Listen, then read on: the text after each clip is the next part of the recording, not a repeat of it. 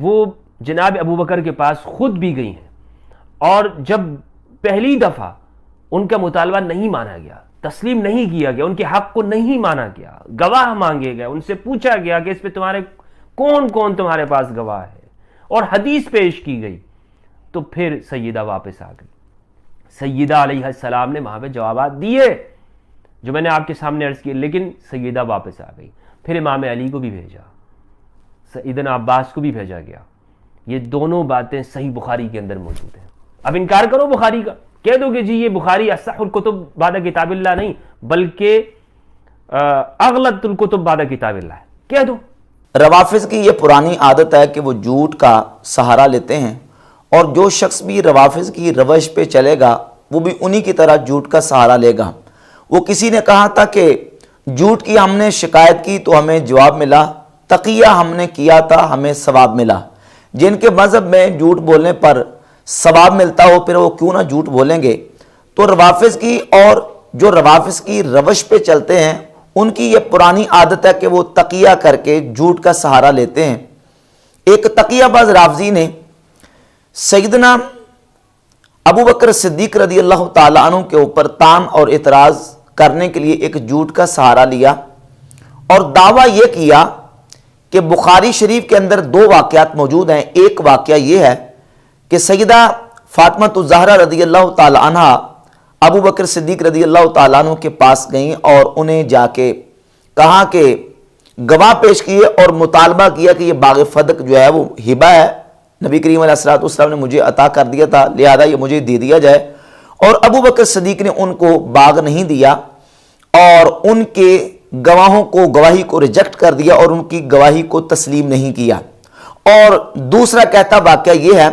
کہ ابو بکر صدیق رضی اللہ تعالیٰ عنہ سے سیدہ پاک نے وراثت کا مطالبہ کیا، تو دو مرتبہ وہ گئی ہیں، ایک دفعہ وراثت کا مطالبہ کرنے کے لیے اور دوسری مرتبہ آپ تشریف لے گئی ہیں ہبہ کا مطالبہ کرنے کے لیے، اور دونوں واقعات صحیح بخاری کے اندر موجود ہیں۔ جبکہ یہ بدترین جھوٹ ہے، صحیح بخاری کے اندر ہبہ فدق کا مطالبہ کرنے کا کوئی واقعہ موجود نہیں۔ یہ پوری صحیح بخاری میں سے ایک روایت بھی ایسی صحیح بخاری سے یہ تقیہ باز رافضی ثابت نہیں کر سکتا، جبکہ ہمارے اہل سنت و جماعت کے علماء نے اس بات کی سخت تردید کی اور اس کو جعلی اور موضوع اور من گڑھ قرار دیا ہے کہ یہ بات سرے سے ہوئی ہی نہیں ہے۔ امام بدر الدین عینی عمدۃ القاری شرح صحیح بخاری کی جلد نمبر 15 صفحہ نمبر 28 پہ اسی بات کا بیان کرتے ہوئے کہ ہبہ فدق کا سیدہ پاک نے ابو بکر صدیق سے مطالبہ کیا تو فرماتے ہیں قلت ھذا لا اصل لہ، کہتے ہیں اس بات کی کوئی اصل نہیں ہے، ولا یثبت بہ روایتاً، اور روایت کے اعتبار سے یہ بات ثابت بھی نہیں ہے، انہا ادعت ذالک، کہ انہوں نے اس بات کا دعویٰ کیا ہو، انما ہوا امر مفتعل لا یثبت، کہتے ہیں یہ گڑی ہوئی بات ہے جو ثابت نہیں ہے۔ امام بدر الدین عینی عمدۃ القاری شرح صحیح بخاری کی جلد 15 صفحہ 28 پہ اس بات کی بالکل واضح تردید کر رہے ہیں کہ یہ بات گڑی ہوئی ہے، جھوٹی بات ہے، اپنی طرف سے بنائی گئی ہے، اور یہ تقیہ باز رافضی جھوٹ بول کے یہ ثابت کرنے کی کوشش کر رہا ہے کہ یہ بخاری شریف میں لکھا ہوا ہے کہ سیدہ پاک رضی اللہ تعالی عنہا نے گواہیاں وہاں پیش کی اور ابو بکر صدیق نے ان کی گواہی کو قبول نہیں کیا اور ان کے بارے میں فیصلہ باغ فدق کا نہیں دیا۔ اسی حوالے سے امام ذہبی میزان الاعتدال کی جلد نمبر 5 صفحہ نمبر 165 پہ ہبہ فدق کے حوالے سے گفتگو کرتے ہوئے ذکر کرتے ہیں، صفحہ 165 پہ کہتے ہیں قلت، میں کہتا ہوں، ھذا باطل، یہ ہبہ کی جو بات ہے اور دعویٰ ہے یہ باطل ہے، ولو کان وقع ذلك لما جاءت فاطمہ رضی اللہ عنہا تطلب شیئا هو فی حوضها وملکها، اگر ایسا ہوتا تو سیدہ فاطمہ الزہرا رضی اللہ تعالیٰ عنہ وہ چیز ان کی ملک میں اور ان کے پاس موجود تھی اس کا مطالبہ کیوں فرماتی؟ ایسا ہوا ہی نہیں ہے۔ ان کا مطالبہ کرنا وراثت کا اس بات کی دلیل ہے کہ ہبہ والی بات درست نہیں ہے۔ اس روایت کے اوپر امام ذہبی نے کلام کیا اور شاہ عبد العزیز صاحب محدث دہلی اپنی کتاب تحفہ اثنا عشریہ کے صفحہ نمبر 277 پہ 277 پہ اسی حوالے سے ذکر کر کے فرماتے ہیں کہ یہ روایت اہل سنت و جماعت کی موت پر کتابوں میں موجود نہیں ہے، بلکہ کہتے ہیں کہ معاذ از مفتریات شیعہ، یہ شیعہ کی مفتریات اور گڑی ہوئی اور جھوٹی باتوں میں سے ہے۔ اہل سنت و جماعت کی کتابوں کے اندر یہ روایت سند صحیح کے ساتھ ثابت نہیں ہے۔ اور یہ تقیہ باز رافضی یہ کہہ رہا ہے کہ بخاری شریف کے اندر دونوں طرح کے واقعات موجود ہیں کہ سیدہ پاک نے آ کے پہلے جو ہے وہ اپنی طرف سے اپنے مقدمے پر گواہیاں پیش کی اور ابو بکر نے گواہیاں رد کر دیں اور پھر انہوں نے وراثت کا مطالبہ کیا۔ ایسی بات نہیں، ہاں انہوں نے وراثت کا مطالبہ کیا ہے، جس طرح کہ نبی پاک صلی اللہ علیہ وآلہ وسلم کی ازواج طیبات نے وراثت کا مطالبہ کیا، اور ابو بکر صدیق رضی اللہ تعالی عنہ نے سب کو وہی جواب دیا جو کہ رسول اللہ صلی اللہ علیہ وآلہ وسلم کا فرمان اقدس انہوں نے سنا تھا، جو کہ سنی اور شیعہ دونوں کی کتابوں کے اندر موجود ہے، اہل سنت کی صحیح بخاری کے اندر اور اہل تشیع کی یہ کتاب الاصول من الکافی، جس کے بارے میں اہل تشیع کا یہ کلیم ہے کہ امام غائب نے اس کتاب کے بارے میں کہا کہ الکافی کافی لشیعتنا، یہ کافی ہمارے شیعوں کے لیے کافی ہے۔ اس کی پہلی جلد ہے اور صفحہ نمبر 17 اور 18 پہ روایت نمبر 47 اور روایت نمبر 59 امام محمد باقر رضی اللہ تعالی عنہ کے صاحبزادے امام جعفر الصادق رضی اللہ تعالی عنہ رسول اللہ صلی اللہ علیہ وآلہ وسلم کی حدیث بیان کرتے ہیں۔ حدیث نمبر 59 ہے، نبی پاک صلی اللہ علیہ وآلہ وسلم نے فرمایا ان العلماء ورثۃ الانبیاء، علماء نبیوں کے وارث ہیں۔ ان الانبیاء لم یورثوا دینارا ولا درہما، نبی درم اور دینار کا کسی کو وارث نہیں بناتے، ولیکن ورثوا العلم، لیکن وہ علم کا وارث بناتے ہیں۔ فمن اخذ منہ اخذ بحظ وافر، اور جس نے علم حاصل کر لیا، علم پا لیا، اس نے نبیوں کی وافر اور کثیر میراث حاصل کر لی۔ تو نبی اپنی وراثت میں درم و دینار چھوڑ کے نہیں جاتے۔ امام جعفر الصادق رضی اللہ تعالیٰ عنہ رسول اللہ صلی اللہ علیہ وآلہ وسلم کی حدیث بیان کر رہے ہیں، جو کہ حدیث اہل تشیع کی الاصول من الکافی کے صفحہ 17-18 پہ روایت نمبر 47 اور روایت نمبر 59 موجود ہے۔ اور یہ روایت سند کے اعتبار سے کیسی ہے اور اسنادی حوالے سے اس کا درجہ اور رتبہ کیا ہے؟ اہل تشیع کے بہت بڑے عالم ملا باقر مجلسی، جو کہ رفظ کے اندر بہت زیادہ متشدد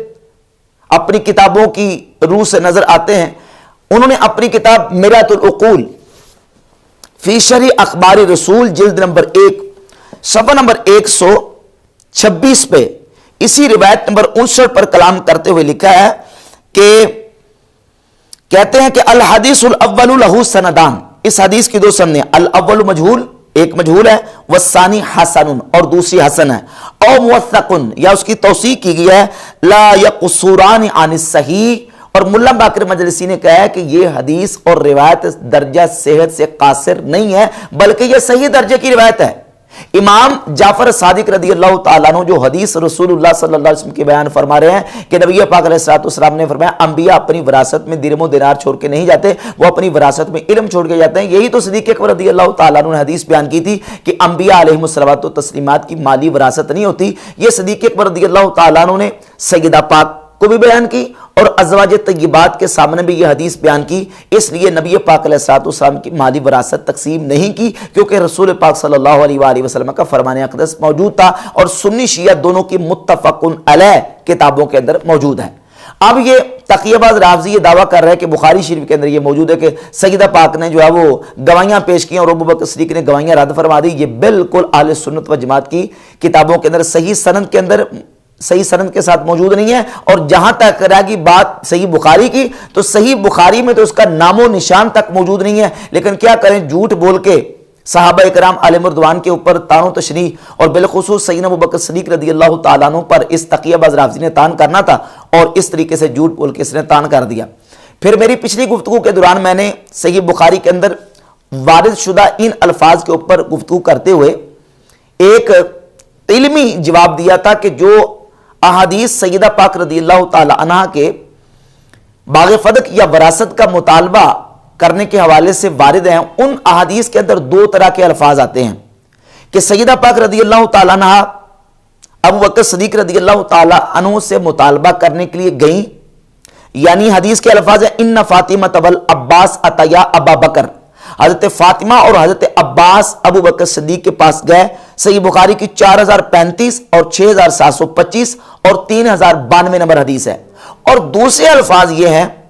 इन्ना फातिमत अरसलत इला अबी बकरिन,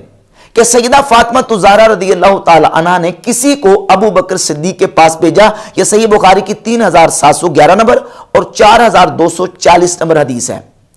इन दो तरह के अल्फाज है, जबकि एक ही हदीस है और एक ही हदीस की राविया सईदा आयशा तो सदीका उम्मुल मोमिनीन रदी अल्लाह ताला अन्हा है। तो ये दो तरह के अल्फाज जो आते हैं, इसमें एक जो टेक्निकली बात है वो ये है कि अरबी जबान के अंदर कुरान पाक में अहादीस तय्यबात में इसकी कई मिसालें मौजूद हैं। बाज जगह पे जब किसी फेल की निस्बत किसी फाइल की तरफ होती है तो बाज मकामात पे इसनाद हकीकी होती है और बाज मकामात पे इसनाद मजाजी होती है।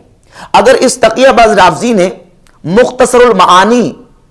नहीं बल्कि इसने सिर्फ तलखीसुल मिफ्ताह ही बलागत की किताब पढ़ी होती तो इसे हकीकत व मजाज का और इसराद हकीकी और इसराद मजाजी का फर्क समझ आ जाता कि इसराद हकीकी और इसराद मजाजी कुरान पाक अहादीस तय्यबात और अरबी के अंदर जारी है। यानी बाज़ मकामात पे फेल की निस्बत हकीकी और बाज़ मकामात फेल की निस्बत मजाजी होती है। जैसे बलागत की किताबों में एक मिसाल दी गई है, बनल अमीरुल मदीना था, अमीर ने यानी बादशाह ने या वक्त के हुक्मरान ने शहर बनाया। अब बना का फाइल अमीर है, अमीर ने शहर बनाया, यहां इसनाद हकीकी नहीं है बल्कि यहां इसनाद मजाजी है। बादशाह खुद शहर तामीर नहीं करता बल्कि बादशाह शहर तामीर करने के लिए अपने कारिंदों को, अपने जो मुलाजिम हैं या मेमार हैं उनको हुक्म देता है कि वो शहर को तामीर करें। तो हकीकत में शहर मेमारों ने, मजदूरों ने तामीर किया होता है, लेकिन उसकी इसनाद मजाजी तौर पे बादशाह की तरफ कर दी जाती है। अब यहां हदीस के अंदर दो तरह के लफ्ज हैं कि सईदा फातिमा और हजरत अब्बास अबू बकर सिद्दीक के पास आए, और नंबर दो कि सईदा पाक रज़ी अल्लाह ताला अन्हा ने किसी को अबू बकर सिद्दीक से मुतालबा करने के लिए भेजा। सवाल यह पैदा होता है कि इन दोनों में से कौन से अल्फाज सही हैं, कौन से गलत है। तो दोनों अल्फाज सही हैं। उसका जवाब यह है, इसमें तत्बीक और जमा यह है कि एक जगह पे इसनाद हकीकी है और दूसरी जगह पे इसनाद मजाजी है। जहां यह है कि इन्ना फातिमा अरसलत इला अबी बकर, सईदा फातिमा ज़हरा ने अबू बकर सिद्दीक के पास किसी को भेजा, यहां इसनाद हकीकी है। और इन्ना फातिमा वल अब्बास अताया अबा बकर, सईदा फातिमा और हजरत अब्बास अबू बकर सिद्दीक के पास आए, यहां इसनाद मजाजी है। यानी सईदा पाक खुद नहीं आई बल्कि आपने मुतालबा करने के लिए किसी को भेजा है। और इस पर करीना यह है कि नबी पाक सल्लल्लाहु अलैहि वसल्लम की अज़वाज तय्यबात ने, हुजूर की बीवियों ने भी वरासत का मुतालबा करना चाहा। सही बुखारी के अंदर 4034 नंबर और 6730 नंबर हदीस है, अरसला अज़वाजु नबी सल्लल्लाहु अलैहि वसल्लम उस्मान इला अबी बकर, नबी पाक अलैहिस्सलातु वस्सलाम की अज़वाज तय्यबात ने हज़रत उस्मान गनी को अबू बकर सिद्दीक रज़ी अल्लाह ताला अन्हु के पास भेजा वरासत का मुतालबा करने के लिए। यहां देखिए कि अज़वाज तय्यबात ने किसी को भेजा है, खुद नहीं गई। जब अज़वाज तय्यबात खुद नहीं जा रही बल्कि वरासत का मुतालबा करने के लिए हज़रत उस्मान को भेज रही हैं, तो सय्यदा पाक की रज़ी अल्लाह ताला अन्हा की इफ़्फ़त, आपकी इस्मत, आपकी हया, उसका भी तकाजा यह है। और आपकी ज़ात अक़दस से ये बात जो है वो बिल्कुल उनकी शयान शान है कि वो खुद नहीं गई थी बल्कि उन्होंने वरासत का मुतालबा करने के लिए किसी को भेजा था। लिहाजा एक जगह पे इसनाद हकीकी है और दूसरी जगह पे इसनाद मजाजी है। इन दोनों को जमा किया जाए तो हदीस का माना बिल्कुल वाज़िह के सामने आ जाता है। अब यह है कि उस तकियाबाज राफजी ने इस मेरी तत्बीक और जमा को भी एक जो